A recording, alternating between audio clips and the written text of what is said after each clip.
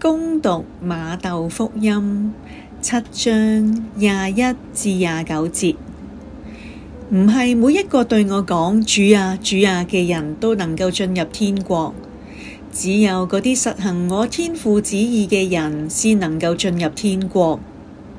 到咗嗰日，好多人會對我講，主啊主啊，我哋唔係因你嘅名講過預言，因你嘅名驅魔，因你嘅名行咗好多奇蹟咩？嗰時我就要向佢哋聲明咁講，我從來唔認識你哋，你哋呢啲不法之徒，離開我啦！所以凡聽咗我嘅話並且照住做嘅，就好似聰明嘅人喺磐石上面起屋，哪怕風吹雨打，洪水衝擊，間屋依然屹立不倒，因為佢係建喺磐石之上。但係邊個聽咗我嘅話而唔去實行，就好似愚蠢嘅人喺沙土上邊起屋，一旦風吹雨打，洪水衝擊，間屋就倒塌啦，而且仲要塌得慘不忍睹。耶穌講完呢啲話之後，群眾對佢嘅教導感到驚奇，因為佢教導佢哋就好似有權威嘅人，唔似佢哋嘅經師。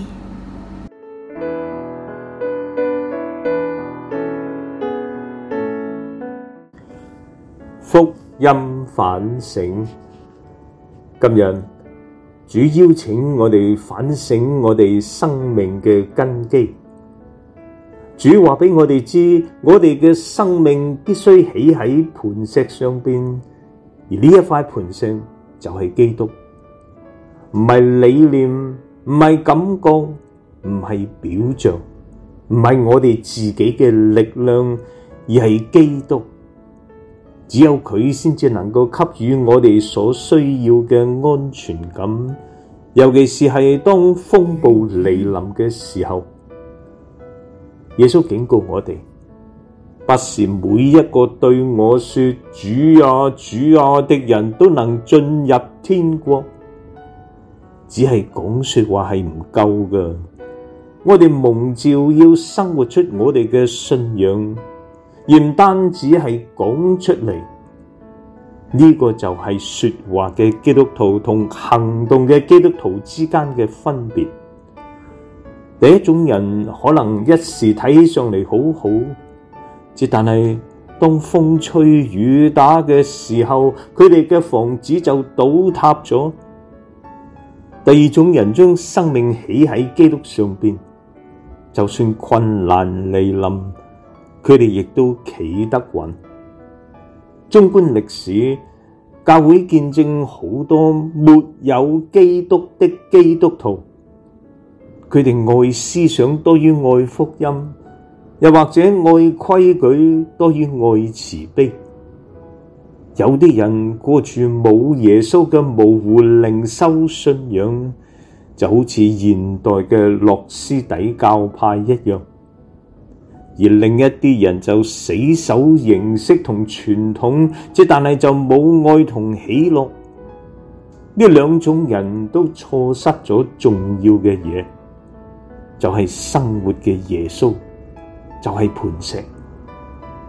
真正嘅基督教會唔係僵化嘅，亦都唔係柔弱嘅，佢植根喺基督，堅定而自由。以耶穌為根基嘅心充滿喜樂、謙卑同聖神。佢賞賜俾我哋自由，稱天主為父，給予我哋力量，讓我哋滿懷希望咁樣孭起十字架。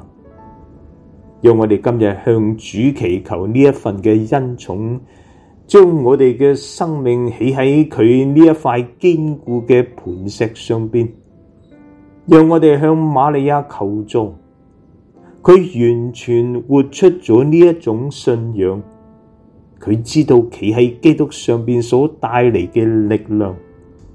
願佢幫助我哋以勇氣、喜樂同自由做同樣嘅事，阿們。